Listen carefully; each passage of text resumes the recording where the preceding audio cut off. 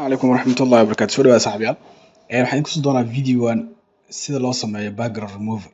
in photoshop hadda sawirkan ujeedin asalkiisa sidaan uu ahaa google aan kasoo dejiyay sidaan uu ahaa asalkiisa haddana waxaan ka dhignay sidaan ujeedaan asalkiisa sidaan uu ahaa haddana waxaan ka dhignay sidaan marka sidee loo sameeyaa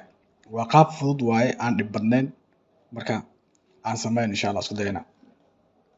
marka waxaan sameynaynaa sawirka originalkiisa waa kan waxaan ka sameeyay duplicate aan sameeyay control J aan dhahay kadib marka waxaan sameynayaa sawirkan inaad doorto see loo doortaa siyaabo kala gedisan u dooran kartaa waxaad isticmaali kartaa quick selection tool isticmaali kartaa inaad mid u dooratid oo kadibna aad yacni kadibna marka saas aad ku dooratid amba sidoo kale waxaad sameyn kartaa inaad halkan imaatid kadibna aad dooratid selecting object aad dooratid oo photoshop kuu dooraaday waana qaabka ugu fiican waaye inuu photoshop kuu dooro hadda wax yar aan sugaynaa wax yar markaan sugno asaa noo dooraa waa ujeedaa si qurux badan u dooray oo tintii meelihii oo isbeysidii rarta asaa ku daray xataa waa ujeedaa meeshaan intaan labadan eriyadan u dhexeyso backgroundka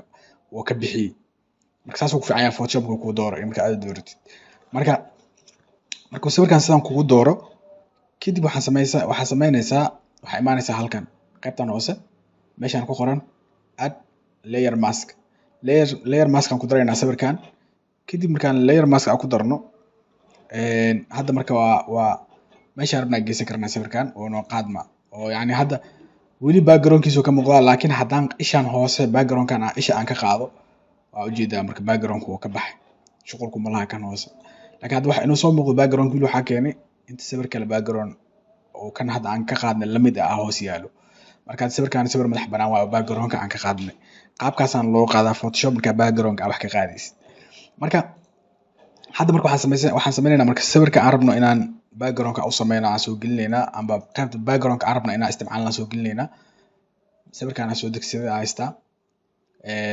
sawirkan aan rabaa marka inaan meeshaan inaan keenan rabaa labadaas qof oo inay sawirka inay ku galaan camal inaan ka dhigo kadib waxaan tagaa halkan waxaan isticmaalaa move tool aan isticmaalaa kadib waa soo qaadaa halkaanaan keena waa wataa calaamad balaasa ila socoto mujeeda waa wadaa waa kan marka halkaanaan keenay marka waa ujeedaa marka waa waadix waa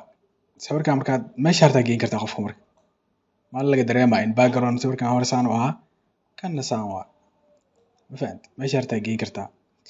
waana qaabka ugu fudud oo markaa photoshop aad isticmaalaysa background remove aad u sameyn kartid waa ma fahanti waa sidaas marka waxaan rajeynayaa inaad fahantay qaabka photoshop backgroundka loo bedelo